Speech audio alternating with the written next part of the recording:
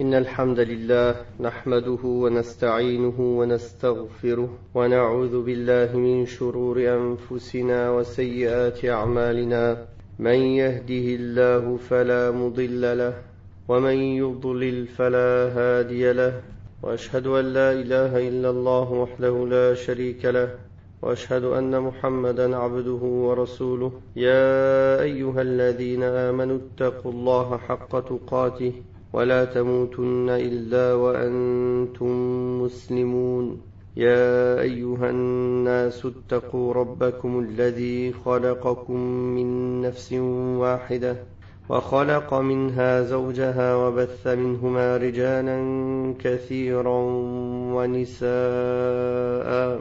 واتقوا الله الذي تساءلون به والأرحام إن الله كان عليكم رقيبا يا أيها الذين آمنوا اتقوا الله وقولوا قولا سديدا يصلح لكم أعمالكم ويغفر لكم ذنوبكم ومن يطع الله ورسوله فقد فاز فوزا عظيما أما بعد فإن أصدق الحديث كتاب الله وخير الهدي هدي محمد صلى الله عليه وسلم وشر الأمور محدثاتها وكل محدثة بدعة وكل بدعة ضلالة وكل ضلالة في النار.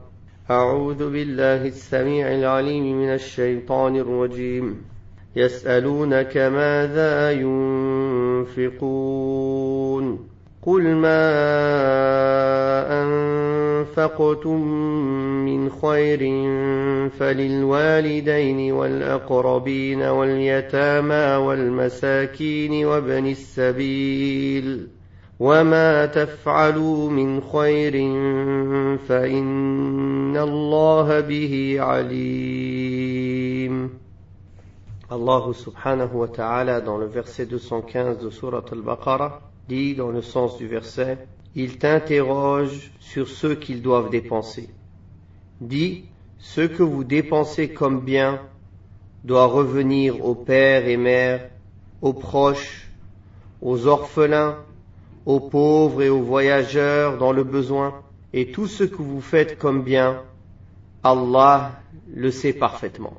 Muqatil ibn Hayyan explique que ce verset concerne les aumônes volontaires, c'est-à-dire surérogatoires, par opposition aux aumônes obligatoires, qui sont la zakat, les zakawat. Ibn Abbas et Mujahid disent, en parlant de ce verset, ils t'interrogent sur la manière de dépenser leurs biens pour les autres. Allah leur indique à travers ces paroles: قُلْ مَا أَنفَقْتُم مِّنْ خَيْرٍ فَلِلْوَالِدَيْنِ وَالْأَقْرَبِينَ وَالْيَتَامَى وَالْمَسَاكِينِ وَابْنِ السَّبِيلِ. Dis, ce que vous dépensez comme bien doit revenir aux pères et mères, aux proches, aux orphelins, aux pauvres et aux voyageurs dans le besoin. Donc, dans ce verset, Allah tabaraka wa ta'ala donne une réponse à ceux qui ont interrogé sur la manière de dépenser leurs aumônes surérogatoires. Que ces dépenses soient considérables ou minimes. Et ces dépenses doivent être dirigées aux personnes qui ont le plus de droits sur vous en priorité, à savoir les parents, dont la bienfaisance à leur égard est obligatoire et leur désobéissance est interdite. Sauf bien sûr quand ils appellent à désobéir à Allah subhanahu wa ta'ala. Parmi les plus grandes marques de la bienfaisance à leur égard se trouve le fait de dépenser à leur profit. Et parmi les plus grandes marques de la désobéissance à leur égard est le fait de les priver de toute dépense. Après les parents viennent les proches, quel que soit le degré de cette parenté, c'est-à-dire selon la proximité de cette parenté et selon la grandeur de la nécessité dans laquelle se trouve cette personne. Dépenser au profit de cette catégorie pour lier les liens de parenté est considéré premièrement comme une aumône et en plus de cela un moyen de préserver les liens de parenté.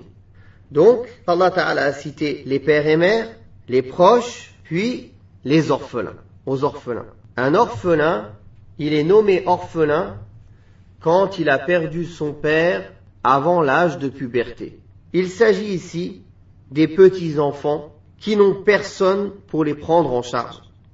Ils se trouvent dans une nécessité impérieuse du fait qu'ils ne sont pas en mesure de se prendre en charge et de l'absence de celui qui peut tenir ce rôle. Allah tabaraka wa ta'ala a donc enjoint et recommandé à ses serviteurs, par sa miséricorde et sa compassion, d'être bons envers cette catégorie de personnes, qui sont les orphelins.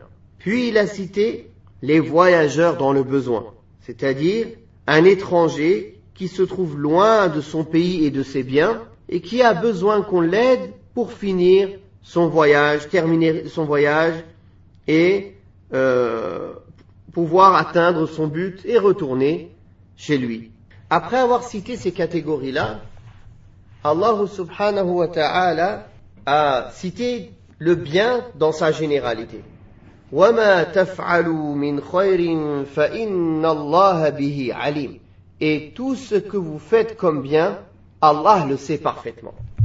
C'est-à-dire, après avoir spécifié ces 4 catégories de personnes, qui sont les parents, les proches, les orphelins, puis les voyageurs qui sont dans le besoin, il a donné une recommandation générale de faire le bien envers tout le monde. C'est-à-dire de donner l'aumône à toute personne qui est dans le besoin, que ce soit parmi ces catégories-là ou des personnes qui n'ont pas été citées dans ces catégories.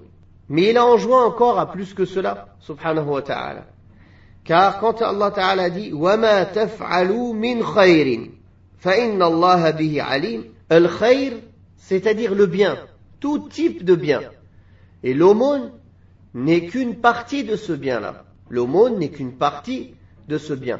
Mais tout type de bien que vous pouvez faire, certes Allah le sait parfaitement. C'est-à-dire qu'Allah tabaraka wa ta'ala sait et comptabilise toutes les bonnes actions que vous faites.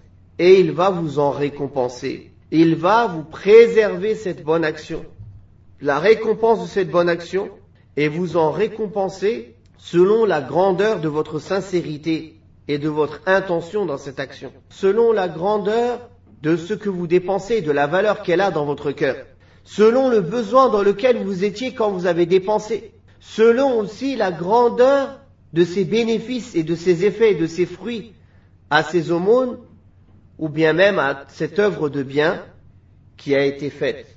Allah tabaraka wa ta'ala connaît la plus petite de vos bonnes actions, et ainsi qu'il connaît les plus grandes.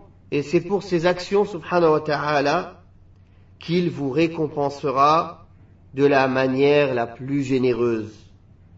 Car Allah tabaraka wa ta'ala ne lèse personne, pas même du poids d'un grain de poussière.